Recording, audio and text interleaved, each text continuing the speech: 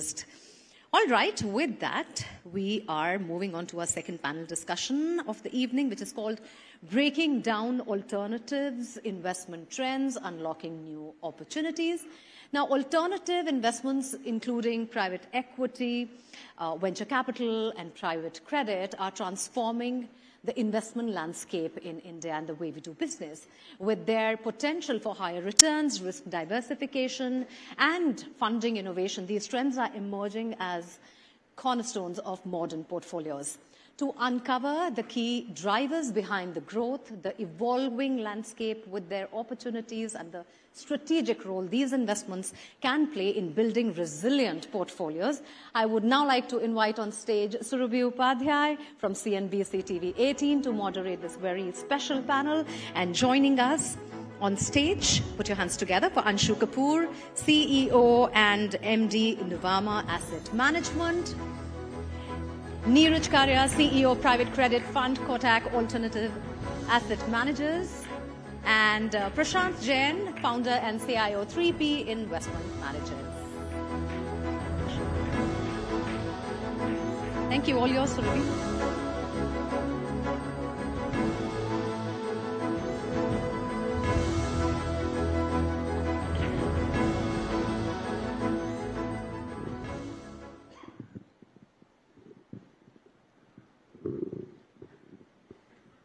Good evening, ladies and gentlemen. So do we have the audience's attention? Alternatives, right? I think it's a very, very interesting topic at all times, especially now. If I could just play on the word itself, given where the equity market, the listed equity market is, I think everyone's looking for an alternative. Is that not right? But gentlemen, great to have you here to sort of dive a little deeper into understanding this asset class, where we are in India with respect to it, and really what are the opportunities perhaps ahead. So let me start with some opening thoughts, get the panel's view on the drivers behind alternatives as an asset class and where India and Indian investors are in that journey. Anshu, let's open with you. Sure. Thank you, Surabhi. Well, let's try and demystify this word alternatives and maybe give a top-down view of what the asset classes are, what the size and scale is, and what is the relevance, more importantly, for this audience. So what's happened in India, and things become really big and then we get to notice them, right? What's happened in India is alternatives as a category has been growing for the last 15 odd years. I'll give you some numbers. India's market cap, we all talk about it, is $5 trillion. Mutual fund industry is, let's say, about $800 billion. Private equity invested capital only for the last 10 years is $300 billion. This is twice the FPI net investment in India over the same time. FPI has put in $150 billion, private equity is $300 billion, right? Commercial real estate is another $200 billion. Commercial real estate, maybe on that point, India is globally relevant. We, as a country, absorb 50% of Asia Pacific's commercial real estate demand every year. So a city like Bangalore, in the last 5 years, has consumed as much commercial real estate as Shanghai. Imagine the size and scale difference. So you are also globally relevant, and these asset classes earlier were built on the back of dollar capital. All these endowments, foreign funds, institutional investors, they came into the country and they built the size, the scale, the sophistication, and so on. Talent got built on top of that. And then came, the AIF framework, the alternative investments framework, where over the last 5 years it gathered momentum. We started to hear about it, talk about it, and magically from 10 years back, we are at $150 billion of AIF funds in this country. That's across Cat 1, Cat 2, 3, Cat 3, all categories put together. But that has been the explosion in all of these categories. And finally, there are asset managers or product providers who are now building products for the Indian audience, right? I'll give you just one quick example. Let's say globally private equity is a 10-year product. And when we first devised our first private equity fund, and I went to clients like yourself, you said, listen, I'm not going to give you 10-year money. I don't know what's going to happen in 10 years. Private equity, come on, no. So we built a 4-year product for the Indian customer. So The problem was that there was demand, there is demand, but supply is still catching up. And someone in the audience asked a question from an NRI perspective. You don't have access today. So that is slowly being plugged in. So you have size and scale, sophistication, you have talent, you have a great regulatory framework, and finally, products built for you. So I think that is the kind of size, scale, and the relevance of this asset class. Okay, very interesting. Prashant, your thoughts on how this asset class is moving along and also sort of competing with the regular listed equity space and PMSs and the regular mutual funds? No, I think alternates is a fairly broad term, and there are spaces in which mutual funds typically don't play, like credit, like unlisted, and even in listed equities, alternates can bring in greater focus, greater customization.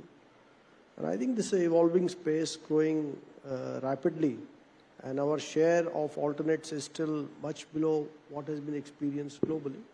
So I think this is here to stay and grow, and I think it should be looked upon as a great complementary product to the mutual funds. So a good complementary product, not necessarily competing, but could be a great complementary addition to portfolios as well. Neeraj, your opening thoughts? So while there are comments made for the broader AIF industry, let me take private credit because that's not covered. I think Prashant and Anshu have already covered on the equity side. So on the private credit, it used to be a very small industry, maybe even 3 or 4 years back, let's say pre-COVID, right? Average deals in India used to be about $2.5, maximum $3 billion.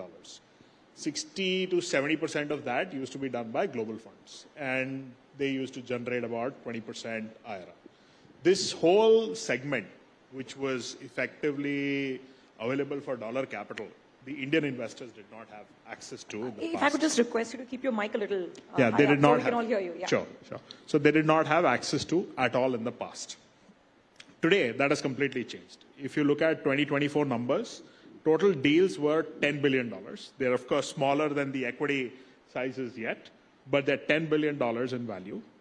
Equal amount has been raised from domestic investors to invest. Just last year, there were 76 funds that were launched between 2019 and first half of 2024. 13 of that were just launched this year in the first 6 months of the calendar, in 2024, first 6 months of the year. So clearly on the demand side and on the investor side, there is acceptance for Indian money investing in private credit.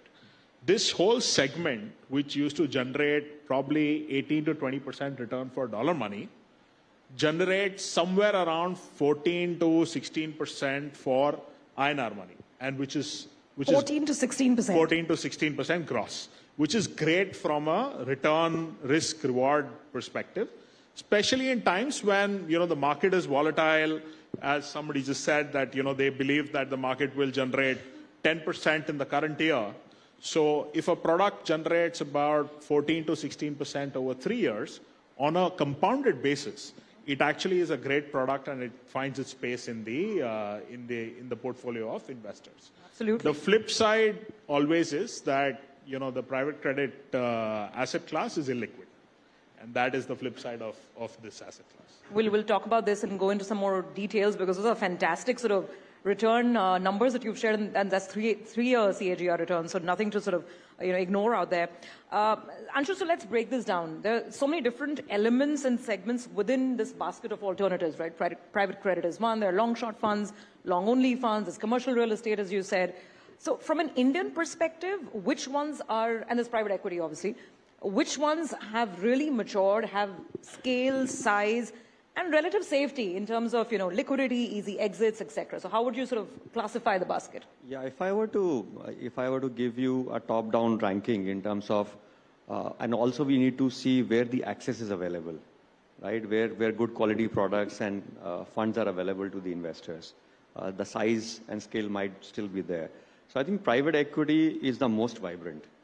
The reason I say this is that, and we have all seen this in the last 3-4 years, the kind of companies that are now listing on the exchange, right? About 50% of the IPOs that happen in this country are actually offer for sale by private equity. So that just tells you the depth and the size and scale and the maturity of the market. Yeah, there is early stage and venture and angel and all of that. But going from mid to late stage, it's a very vibrant ecosystem. Liquidity is available as exit to IPO. It is also available that I can sell to another fund. So there are a lot of counterparties, a lot of funds in the ecosystem today that are available for you to give liquidity, if that was the requirement. So I feel comfortable offering solutions like this to Indian investors, right? Obviously, suitability and other things. The other interesting asset class with a lot of margin of safety, but products are few, is infrastructure actually. In roads, in transmission lines, where size, scale is there, and actually, if you were to look at it, counterparties tend to be central government agencies, right? The third very interesting asset class, again, with not many opportunities to deploy, very few high-quality funds, is commercial real estate. The IRRs, when we underwrite those projects, are 20-25%, right? And earlier, foreigners have made a lot more, by the way, in this asset class, with a lot of margin of safety. Why I say this? Because 99% of this audience is interested in real estate. And many of us have tried to invest in commercial real estate on our own in many forms, but with varying degrees of success. So now there are opportunities available. And then emerging ideas like private credit and long short and all those are available. So that would be the pecking order in my mind. So just to follow up on private equity, and we'll try and cover each of these segments in a little more detail, time permitting. Private equity, obviously, that's really hot. I mean, forget this, esteemed HNI or ultra HNI audience. Everybody wants, a little bit of action in the unlisted space, right? We all want to own unlisted shares now and say, I had Swiggy before the IPO. So that's the mindset, right, in general. But again, talking about between early stage, mid-cycle, late stage, where do you see, the best relative risk reward within private equity? Which kind of sectors? Where do you see the action for the next at least couple of quarters? That's a great question, Surbi. Thank you. And yeah, it's becoming a popularity contest. And that is when most mistakes are made in investing. See, our thesis has been a little different for this audience and this investor base, is that we have taken a call to stay focused on building the late stage private equity ecosystem. The reason being, Surbi, that even large companies in India compound at 15, 20, 25%. But they may be, let's say, 4 to 5 years to the IPO or 3 years to the IPO. And Indian markets, so then you don't take mortality risk. You're not taking business execution risk. The product is there, the team is there, the company is scaled up, all of that is there. So business is unlikely to die, right? They need capital for growth. There are special situations for which they need capital, but there is a clear path or stated path to IPO. There, your risk underwriting is far more superior and then the tenor of the product tends to be 5 to 6 years. You're not taking a very long tenor that in 10 years things can change. So our thesis has been that. The second thesis has been, we are not sector focused. We are not deep tech or robotics or healthcare or retail. We follow India as macro, so consumption, consumer brand, consumer tech, all of that will come in that. Then we will follow financials and we'll follow, let's say, emerging themes like manufacturing, enterprise, and tech is an enabler for us, right? So that is the big call we've taken to kind of give margin of safety in a very dynamic world. And you still see, valuation's still okay. Relatively speaking, in some of these late-stage private investments. In private markets, you still get to see reasonable valuations. Which now brings me to the listed space as well. And, Prashant, weigh in on everything that you've been hearing. Clearly, private markets are very exciting, even on the equity side. Your thoughts on what you're seeing in the private space and then the listed space itself, right? Which anyway has been going through pain last couple of months. What do you see ahead and what are you advising, people who come to you? So I think my understanding of the private space is not up to the mark, so I would leave it to him. But coming to public markets, I think in fact, we released a note yesterday itself. I think the large caps are offering decent value. And the indices have corrected about 12-13%, and there has also been roughly a 9 months time correction. So PE multiples are reasonable. Indian markets are now trading about 17 times calendar 26 earnings, which I think is reasonable because India's cost of capital has dipped sharply. The gap between India and US 10-year yield is at an all-time low of 2.2%, which tells you how cost of capital has moved lower. However, I would be extremely cautious on the small and the mid-cap space. Even now, despite the fact that they've corrected maybe 30, 40%, in some cases more. I think that space is still very stretched to my mind, and I would be extremely cautious in that space.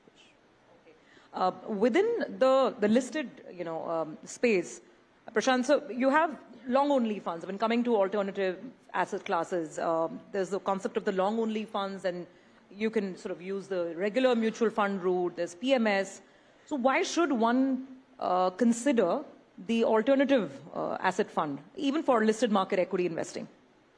So I don't think it's either or. I mean, fundamentally, the underlying assets are all the same. I guess an AIF comes closer to a mutual fund because both are pools of assets. And the PMS is like someone else is trading on your behalf. So that way it is a lot more complex in terms of filing your tax returns, etc.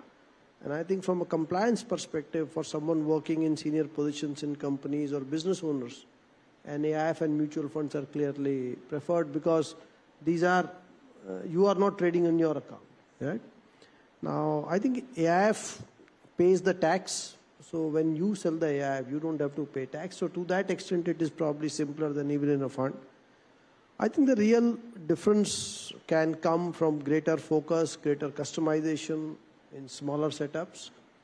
And over time, I mean, the real issue is that whether AIFs are able to outperform mutual funds, which only time will tell. So we were talking returns, right? We had Neeraj saying that some of the private credit structures can maybe yield up to 14, 15%. We have Anshu saying that commercial real estate can go up to 20%. What about good old listed equities, given the environment, Prashant? So I think they are, if you believe what they are saying, and there are no ifs and buts in that, then I think listed equities promise a lot less. So I think India is now a lower inflation country, and I don't think there is any room for margins to go up in India. That's what I feel. So I think longer term Indian markets, profits in India will compound around 12%. So multiples I don't think have room to go up. But equities offer you very concessional rates of taxation. So to what they said, you should also look upon it on a post-tax, post-expense basis. Then I think the gap would be probably a lot less. But as we always say, there is space for everything in a portfolio. So to just complete the picture, and since we have you right here with us, given the macroeconomic challenges, domestic slowdown concerns, I'm not even getting into what Mr. Trump is doing or what the Fed is going to do overnight, but just talking about this, specter of growth slowdown here in India, coupled with this almost non-stop FPI selling, what do you expect ahead in the listed market for, say, the next couple of quarters? So I think the slowdown in India is because Indian households have leveraged a lot more in the last few years. And it is now showing up in the rising NPAs in the lower end of the consumer loans. And RBI has been kind of trying to slow down the personal loan growth. So to that extent, I think this slowdown is welcome because it will lead to more sustainable growth in the longer term. So I think one more issue which India is facing is that while our gross FDI is holding up extremely well, the net FDI is down sharply because we have a first in India now that multinationals are paring down stakes in India. So whether it was Hyundai or 10 other companies, because the Indian valuations are pretty expensive. So net FDI in India is quite low, and that is also showing up in the rupee dollar market. So I would be not too concerned with this slowdown because otherwise the health of the corporate balance sheets, the bank balance sheets is extremely good. I think the central government is very committed to fiscal discipline. But I would certainly temper my expectations of returns from equities along the lines I said earlier. Okay, sobering thought there. That's sort of the real picture that Prashant is putting out. Fair enough, got that. Now let's come to private credit. You know, I myself started hearing this buzzword, I think just 2-3 years back, after COVID, like you mentioned, Neeraj. That's when it seems to have really taken off. So we want to understand what are the exciting opportunities, who are these issuers, which are the hot sectors. But before I get to any of that, I always look at the risk profile of any investment very carefully, you know, alongside the return conversation. So whether it's liquidity risk, and we all remember the past cycle, right? I mean, most of us would easily remember what happened during the IL&FS period, before that, et cetera, et cetera. So what about credit quality risk, liquidity risk, when you're looking at this IRR of 14-15%? Yeah, so different houses or different fund managers play this segment in a different way. And right now I'm just speaking about performing secured credit, corporate credit, right? And of course, there are other asset classes like real estate credit, there is infrastructure credit, there is venture debt, and there is special situations. So leaving those aside for a second, if we just speak about corporate secured credit, right? Why should a company actually borrow at 14-15%, right? Conceptually. So there are pockets where you can make this kind of money, either because of what I like to call as duration risk, or because of lower credit, so hence higher credit risk, right? So these are two ways effectively you can make more money. That is the way you can make more money in credit. Lower credit, we've seen the impact in the earlier cycles, right? Looser terms, going maybe up to a leverage level of 4-5 times EBITDA, over-levering the company, and seeing where it actually lands up. As Prashant said, we are seeing that in the consumer Indian segment right now. We've seen it in the past in the mid-cap and the large-cap segment also, in the corporate side. So that is one way to make money. Say, you know, a company is highly levered, you take a call on it that it'll do better, and you give them debt at 14-15%. The other way to make money is, in our view, is to just play duration risk. And that is a risk we like to take. We try and avoid higher leverage. We try and make money out of duration risk. What it means is that a company that can actually, let's say, finance its acquisition or capex plans through equity today, right? But as Prashant said, you know, the market is volatile on mid caps. It may not like the valuation in the public markets or in the private markets, what Anshu may offer them. So then they would come to us and say, can we borrow at 14-15%, which is effectively a bridge for 3 years, right? And I don't have to repay the loan for 3 years, but I'll keep paying you coupon for 3 years. And then at the end of 3 years, he pays us back everything, either through the cash flow or through raising equity at higher valuation. This is the risk we like. We like funding growth. We don't like funding high leverage, but we like funding growth. We like companies that are taking a bet on themselves.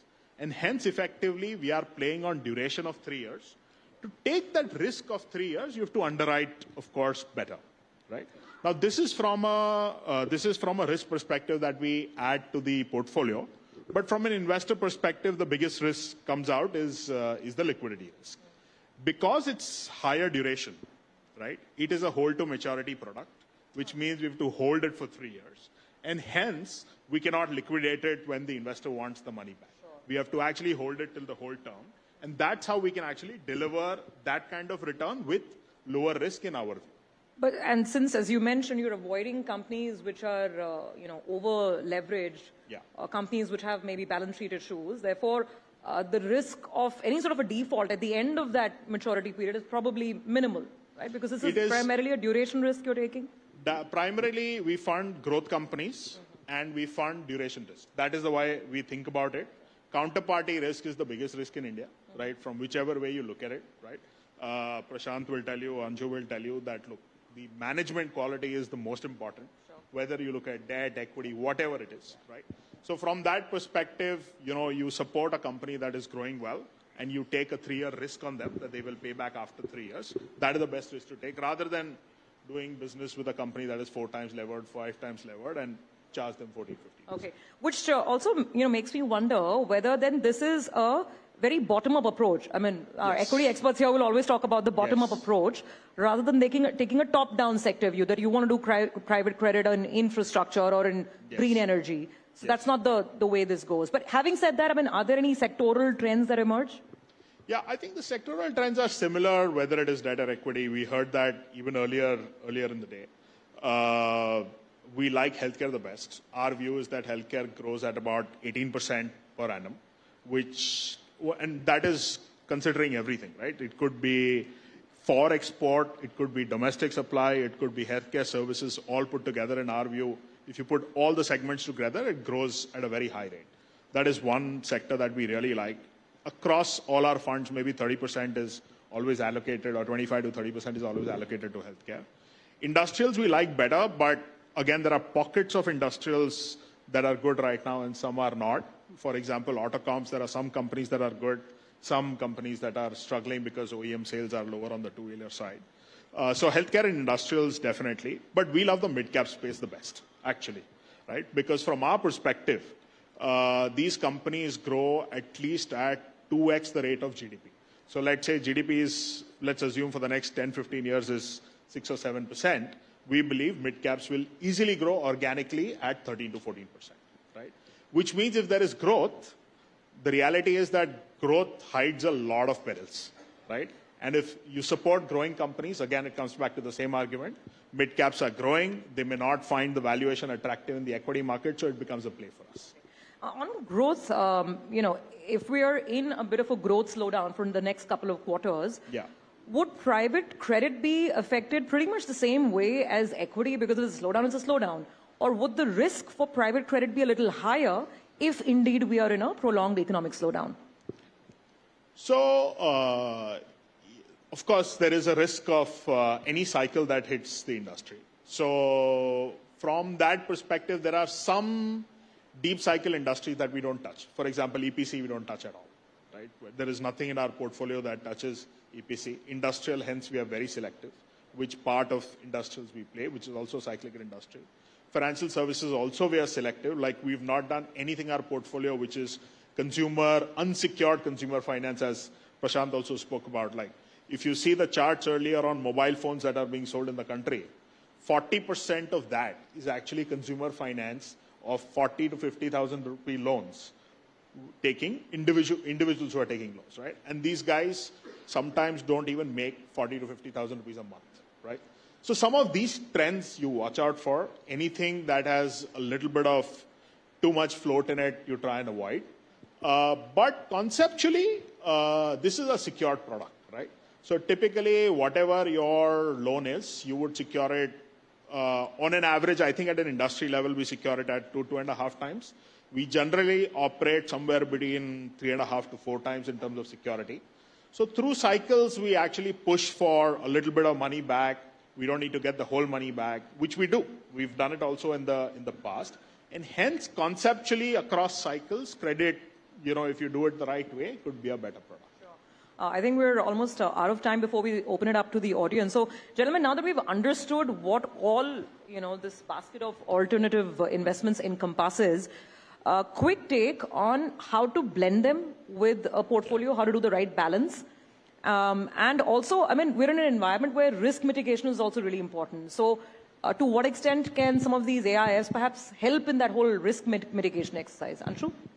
Yeah, I guess like with any investing strategy, diversification obviously helps here. But you should know that all of alternatives, most of them come with illiquidity risk. Equity markets, you can sell tomorrow and be on cash. So if you are investing in alternatives, the primary risk you take, other than the asset class risk, is illiquidity. So you are locked in for a period of time, so that you should be careful about. And for rest, talk to HSBC, they will help you, right? Prashant, your advice on blending alternatives along with traditional investments in a portfolio? So I don't think there can be one answer to this. It would depend on the answer would need to be very customer specific, and I think the wealth managers are best positioned. But I would like to add one thing, that when it comes to listed equities, at least, I feel the risk is very low. The volatility is there.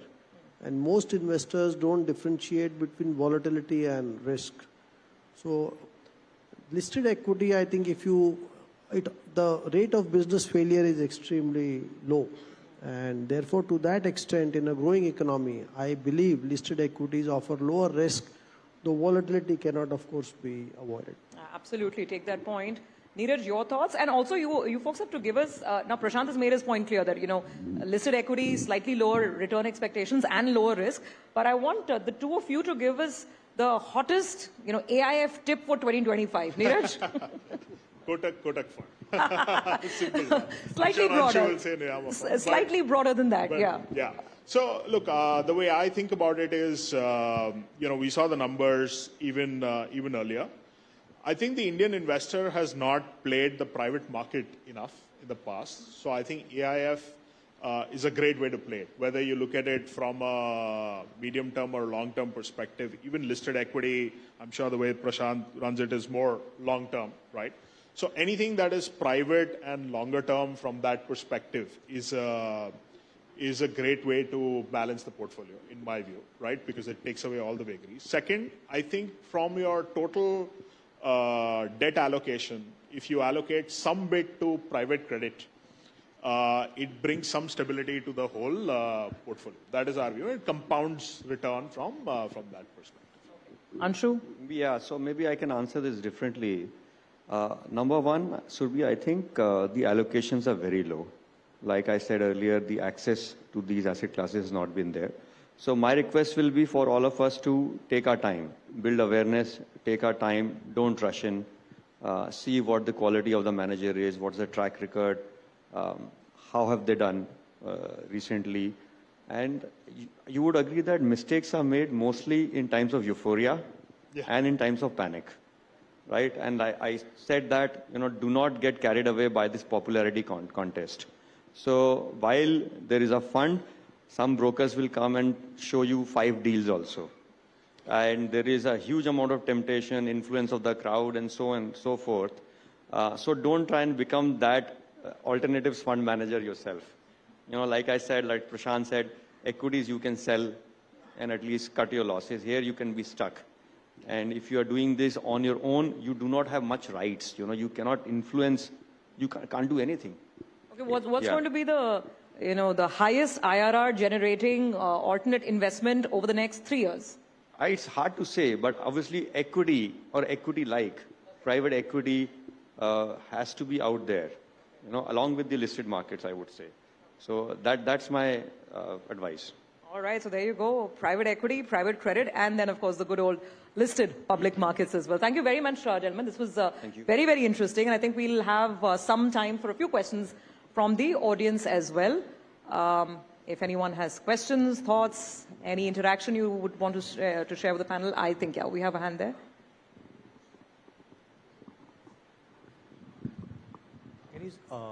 Hello. Can you throw some light on the disclosures and transparency in these investments? Disclosures and transparency to the investors. Okay, fair enough, fair point. Like the panel mentioned that we do have a regulatory framework for AIFs now, 3 different categories, 1, 2, and 3. But do any of you want to maybe I can quickly take this up. Sir, actually we are fortunate to have a very good regulator that is very progressive and also has given the right flexibility to the investment managers. As far as disclosures are concerned or all the practices, governance, all the policies are concerned, I think we are evolving, but what we have today is very good. So you should take comfort in that whatever we are doing in the regulatory ambit is very high quality.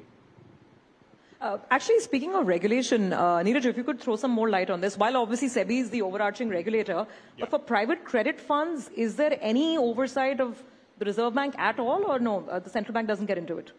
Currently not. We are this one unique animal that is governed by RBI and SEBI both because we're a subsidiary of the bank.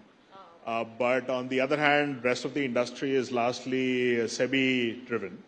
But I echo Anshu's sentiment. Look, I think the regulatory framework, look, the reality is that the regulator is very watchful of any smaller or medium investor that comes into any capital pool, right?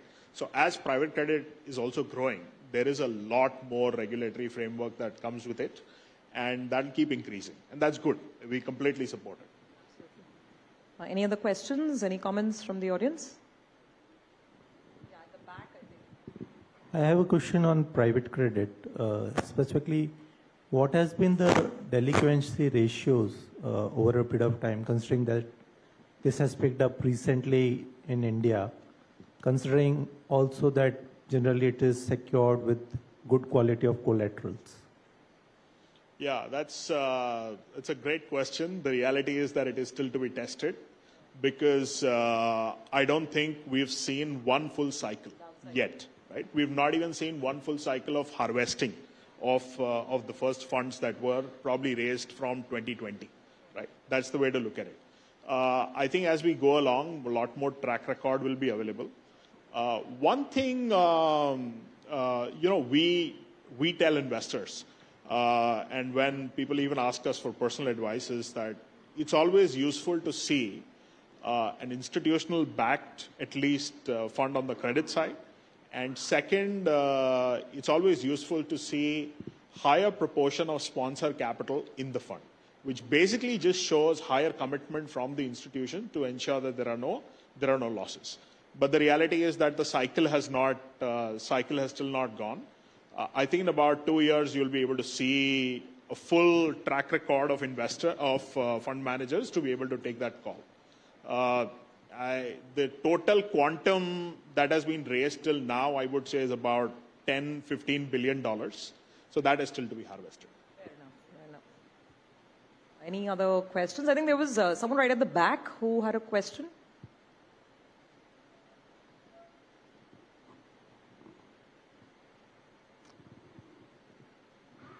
Yeah, if you could just put up your hand. Okay, there. Hi, good evening. An amazing discussion. And we have been hearing about the fact that illiquidity is the biggest problem in terms of unlisted securities. So what can we do about it in terms of regulation, etc.? Maybe having an exchange for unlisted securities, a few birdies have been tweeting about the same. That the regulator is looking at starting up a platform for unlisted securities, trading unlisted securities, etc. Yeah, fantastic question, sir. Thanks for raising that. Anshu, I'm going to take this up with you. Thank you so much for asking this. I would say all of this is work in progress from a regulatory standpoint. Right now, for you to better manage your risk is to go through a good quality fund. That is what my advice will be, because you may get lucky in a few instances where things go well, things go your way when you buy single securities, right? But there is a risk. There is a very high degree of risk there, and that you should be very careful about. And correct me if I'm wrong, where I remember doing some conversations around this, but shareholder rights in the unlisted space can be very, very different, depending on stage 1, stage 2, series A, also BC. the nature of instruments. You're not buying up your equity stock instrument. It could be a convertible, it could be something else, which you may not be able to understand the fine print. And you will never be able to enforce. You can't just go there and say, okay, here is my please give me the money. So it has to be dealt with caution, is what I would say. And that is private equity. You're doing a commercial estate we talked about, but still at least you will hold the property in your name. And a lot of regulatory improvements have come, like the SM REIT and the REIT framework and so on. So as you can see, this is all evolving in the right direction. Unless a fund or a vehicle has a SEBI stamp on it, my advice will not be to go for it. All right. I think we've gone on for a long bit, almost 9 o'clock. But thank you very much. Very, very interesting discussion. And all three of you made sure that though it's 9 p.m., I think all of us were completely glued to this exciting conversation and this exciting universe of alternate investment funds. Thank you very much. Thank you. Thank you.